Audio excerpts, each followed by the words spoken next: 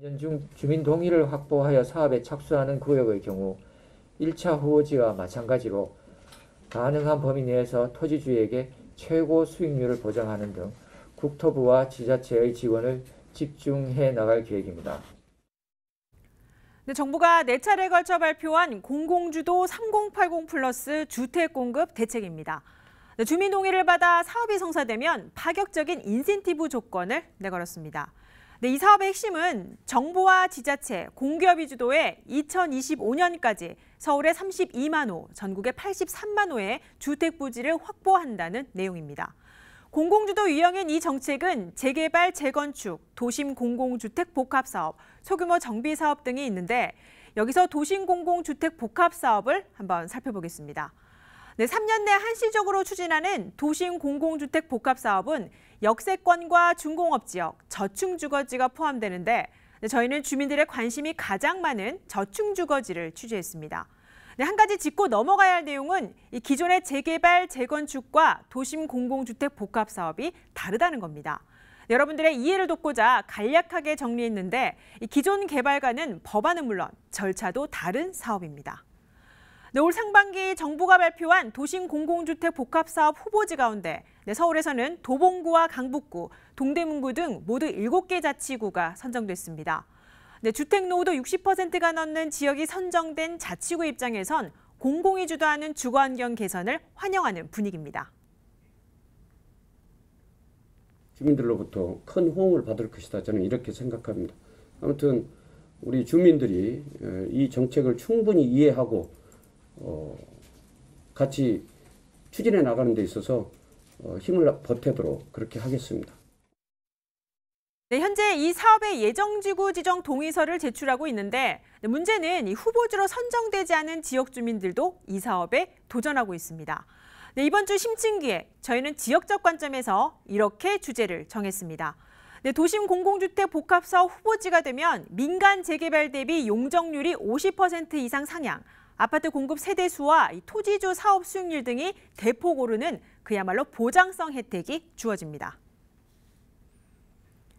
네, 이 같은 혜택으로 서울에서는 도심 공공주택 복합사업이 상당한 인기입니다. 여러 지역이 해당 사업 후보지로 선정되고자 유치전에 뛰어들고 있는데요.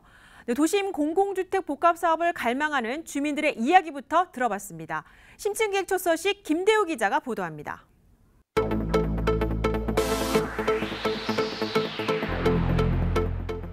밤 9시를 향하는 늦은 시각, 동네 공원에 주민 100여 명이 모였습니다.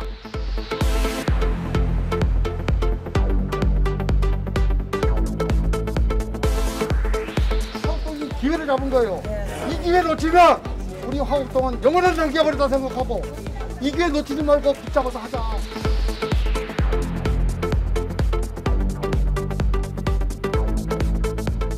다른 동네 곳곳에는 현수막이 내걸렸습니다.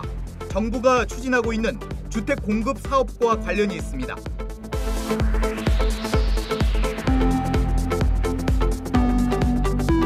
완화된 기준의 어떤 복합사업 노후도가 아니고서는 사실 기존의 서울시 조례상 철근 콘크리트 30년 기준으로는 3분의 2 충족은 현실적으로 매우 힘들기 때문에 이렇게 넓은 영역으로의 도시 정비 사업은 거의 마지막 기회라고 생각하고 있습니다.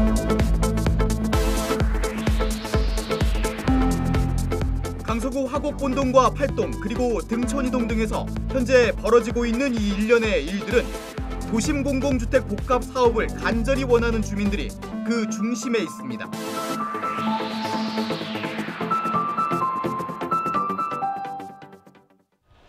정부가 올해 2월 내놓은 주택 공급 방안 가운데 하나인 도심 공공주택. 정부는 지난 2월 서울 32만 호, 전국 83만 호를 추가 공급하는 3080 플러스 주택 공급 확대 대책을 발표한 바 있습니다. 3080 플러스 공급 대책에서 새롭게 도입한 도심 공공주택 복합 사업을 통해 새로운 도시 공간으로 탈바꿈하게 됩니다. 건물 노후도가 높은 연립과 다세대 주택 등이 밀집한 곳을 중심으로 도심 공공주택을 잡기 위한 움직임이 활발히 진행되고 있습니다. 해당 지역은 아파트 단지와 비교했을 때 주차 공간도 부족하고 도로도 좁습니다. 상대적으로 주거 환경이 열악한 건데 이를 해소하기 위해 과거 뉴타운 등이 추진됐지만 성공하지 못한 채 10여 년의 세월만 흘렀습니다. 30년 넘은 집을 가지고 계속 살아야 되니까 매번 조금씩 개보수를 하면서 살아야 되는데 우리 집과 옆집의 그 담도 이제 또 밑에 하고. 이런 상황에서 정부가 내놓은 도심공공주택 복합사업 방식은 이들에게 동네를 바꿀 수 있는 획기적인 기회로 다가왔습니다. 공공이 나서는 만큼 사업 기간도 단축되고 기존 사업보다 선정 기준이 대폭 완화돼 좀 더 쉽고 빠르게 아파트를 지을 수 있다는 이유에서입니다. 노후도 기준을 20년, 그리고 서울시는 60%로 하겠다라는 게 이제 국토부의 입장이고 지금 입법을 기다리고 있는 중인 거고요. 그렇게 된다라고 한다라면은 저희 등촌 이동 주민분들 같은 경우는 3분의 2 정도 이상의 연락처가 취합이 될 만큼 상당히 이 재개발에 대한 열의가 있으신 분들이거든요. 그래서 이 도심 공공주택 복합 사업이 선정이 돼서 정말 주민 협의가 잘 이루어진다라고 하면은 5년이나 6년 후 시점에 입주를 할 수 있는 사업이기 때문에 굉장히 빠르게 진행이 될 수 있고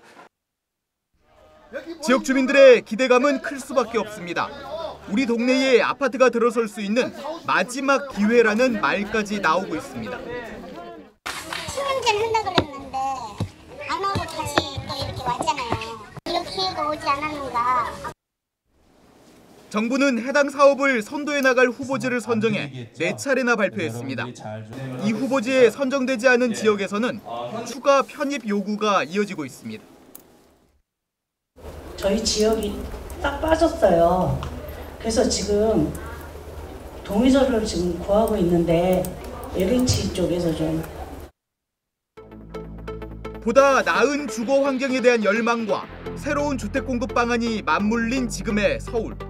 도심 공공주택 복합 사업에 거는 주민들의 기대감은 점점 더 커지고 있습니다. BTV 뉴스 김대우입니다.